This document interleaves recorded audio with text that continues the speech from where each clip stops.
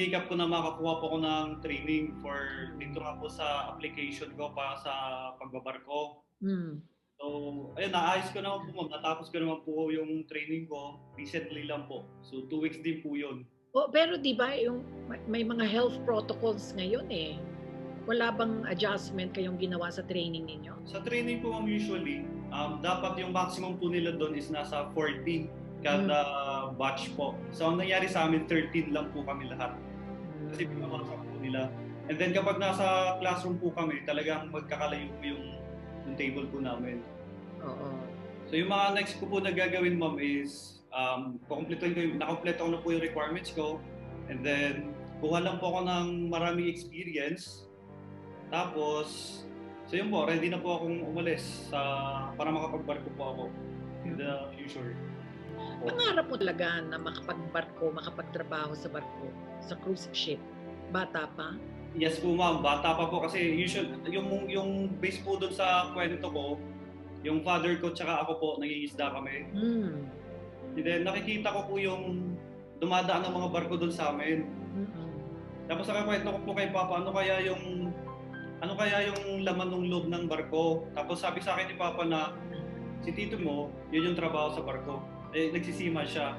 So noon ma'am Charo, pumasok sa utak ko na, sa isip ko na balang araw gusto ko magtrabaho sa barko. Ayun.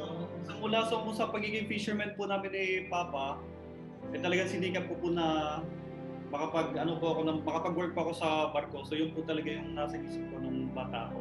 Ilang taon ka noon nung nakita mo yung mga malalaking barko at nasabi mo to sa iyong ama?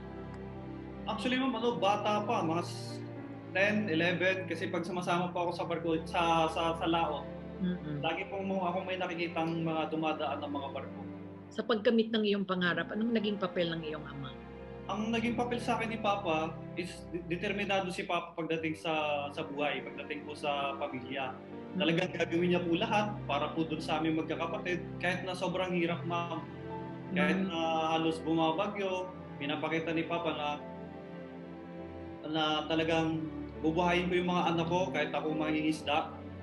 Ito lang yung kaya kong gawin eh. So ito lang ako. So yun po yung parang nakita ko kay Papa na talagang porsigido po siyang buhayin po kaming walong magkakapatid. Talagang isinapuso niya na mabigyan kayo ng magandang buhay at mapag-aral na kayo at makamit niyo ang inyong mga pangarap. Tama po yun, ma'am. Oo, that's such a blessing, Maro. No? Oo, so how do you intend to celebrate Christmas this year? Plan ko po sana umuwi, kaso nga lang po ma'am, employed po ako ngayon sa hotel. So paano ngayon? Hindi mo sila makakasama? Mahirap din po kasi ma'am yung travels doon sa amin kasi wala pong masakyan talaga sa ngayon. Video chat lang? Yes po. Oo. Ikaw pa ay pamilyado na? Yan po yung tanong, hindi pa po talaga ako parang ready. Kasi ma'am, balak ko na rin po lumagay sa ganong situation kaso parang may phobia po ako, natatakot po ako na baka mangyari po yung na-experience ko ng kabataan ako na maranasan din po ng magiging pamilya ko pagdating po ng panahon. Oo. So tama yan, Maro, di ba? Pwede namang ibahin mo ang takbo ang tatahakin ng buhay mo at ng iyong kinabukasan. Tama po. Oo. Kaya nga po, yun ma'am, talagang nagpursige po talaga ako ang isa. Kung saan man ako ngayon, talagang masaya po ako sa nangyari sa buhay. Oo. So ano ang pwede mong maibahaging leksyon sa lahat ng mga kabataan na maaaring dumadaan sa matinding hirap, di ba? Pero may kagustuhan na gumanda ang buhay at makamit ang kanilang mga pangarap. Anong maibibigay mong advice? Ang masasabi ko lang po, kapag may pangarap po sila, ituloy lang po nila kahit ano po yung mga challenges na daanan nila, ipagpatuloy lang po nila. Kasi at meron dadating sa kanila na para sa kanila. So yung mga advice ko po sa kanila ma'am na sana wag po sila tumigil. Tapos lagi po silang may goal sa buhay na may pangarap ako. Kasi yung pangarap ma'am, yan po yung maglalayag patungo po doon sa pampang kung saan po yung pangarap ko. Ang dami kong hiningi kay Lord na hindi niya binigay, pero marami siyang binigay na hindi ko po inilig. Ang dami pong nangyari sa buhay ko na naging maganda dahil nga rin po sa pagsisikap ko, hindi po ako tumigil, nagpatuloy po ako sa pangarap ko.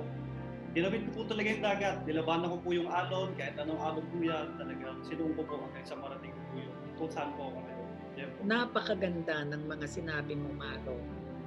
Isa kang ehemplo ng pag-asa, isa kang ehemplo ng isang bata na despite everything na pinagdaanan mo, lahat ng hirap nga, lahat ng sakit, hindi ka bumigay. Tama yung sinabi mo, laban lang, tuloy lang ang buhay, di ba? At kailangan natin yun kailangan natin yun at kailangan malayo ang tingin natin. Meron tayong pangarap, di ba? Alam natin na meron tayong aabutin. Ayun. Thank you very much, Maro. Salamat sa pagbabahagi ng iyong kwento sa mga manonood ng MMK. Sigurado ako na maraming matututunan ng ating mga kabataan.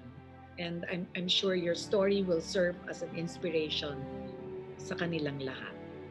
Thank you very much, Maro, and I wish you the best. God bless you always.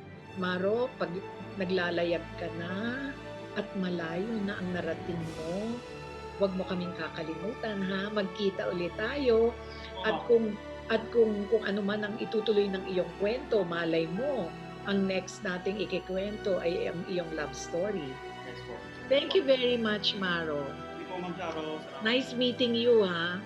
Oo. Pagpalain ka ng Panginoong Diyos. Thank you.